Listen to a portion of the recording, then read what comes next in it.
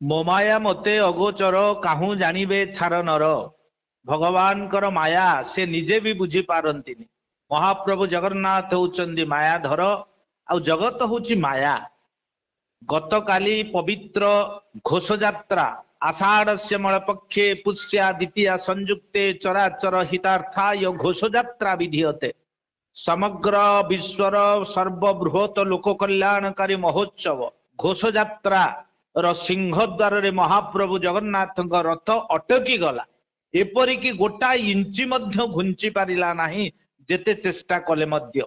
ତେଣୁ ଆମେ ବିଚାର କରୁ ଏ ଜଗତର ସୃଷ୍ଟିକର୍ତ୍ତା ହଉଛନ୍ତି ପ୍ରଭୁ ଜଗନ୍ନାଥ। ତାଙ୍କର ଏ ହଉଛି ପତିତ ପାବନ ଲୀଳା, ଭକ୍ତ ବିନୋଦ ଲୀଳା।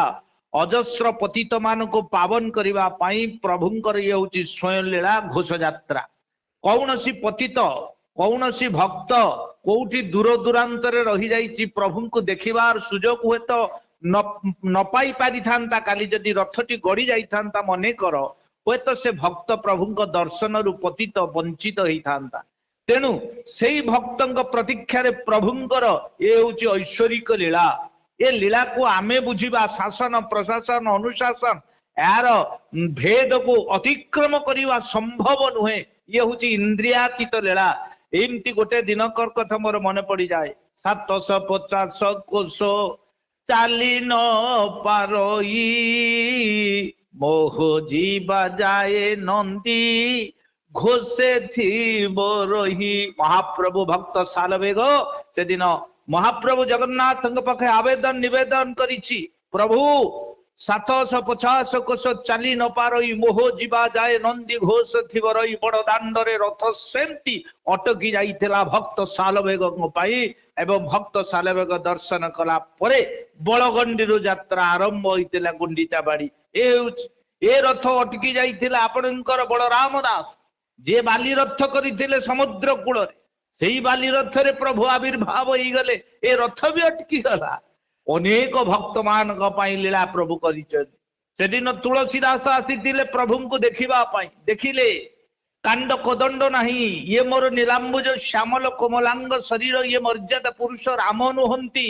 ଭଗ୍ନ ମନୋରଥ ନେଇ ଯେତେବେଳେ ଫେରିଗଲେ ପ୍ରଭୁ ଜଗନ୍ନାଥ ସ୍ୱପ୍ନାଦେଶ ଦେଲେ, ତୁଳସୀ ଆ ଦେଖିବୁ ମୁଁ କିଏ।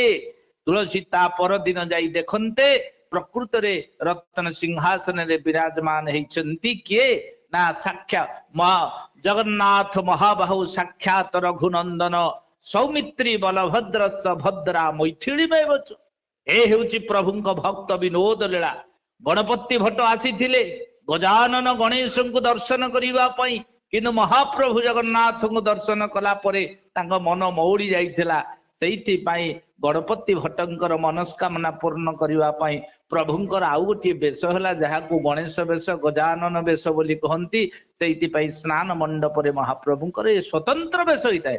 ରାଶି ରାଶି ରାଶି ରାଶି ଭକ୍ତ ପାଙ୍କ ପାଇଁ ମହାପ୍ରଭୁ ଜଗନ୍ନାଥଙ୍କର ଦିବ୍ୟ ଭବ୍ୟ ପ୍ରଲଭ୍ୟ ଲୀଳା, ଯାହା ଏଯାବତ ସଜ୍ଜନ ସକଳ ଭକ୍ତଜନ ମାନେ ନିଜ ଆତ୍ମାରେ ସ୍ମରଣ କରି ପରମ ଆହ୍ଲାଦ ଲାଭ କରୁଛନ୍ତି।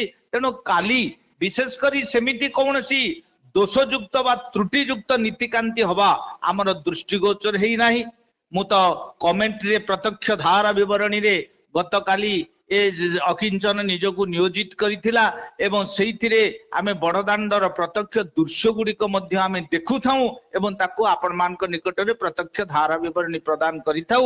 ତେଣୁ ମୋ ବିଚାରରେ ସେମିତି କୌଣସି ନୀତିକାନ୍ତିରେ ଦୋଷ ତ୍ରୁଟି ଥିବା କିଛି ଅନୁଭବ ଠିକ ସମୟରେ ମଙ୍ଗଳାରୋପଣ ହେଇଛି, ପହଣ୍ଡି ହେଇଛନ୍ତି ଏବଂ ସୋଲଲାଗି ହେଇଛନ୍ତି, ମଦନ ମୋହନ ବିଜେ କରିଛନ୍ତି, ଛେରା ପହଁରା ହେଇଛି, ଯାହା ଯାହା ନୀତିକାନ୍ତି ନିର୍ଦ୍ଦିଷ୍ଟ ଭାବରେ ହେଇଛି। ତେଣୁ ଇଏ ହଉଛି ଭକ୍ତ ବିନୋଦ ଲୀଳା। ପ୍ରଭୁ କାହିଁକି ଅଟିଗଲେ ସେଇ ହିଁ ଜାଣେ। ତା ଉତ୍ତର ଏ ଅକିଞ୍ଚନ ଏ ମୂର୍ଖ ପ୍ରକୃତରେ ଆପଣଙ୍କୁ ଦେଇପାରିବ ନାହିଁ। ଜୟ ଜଗନ୍ନାଥ।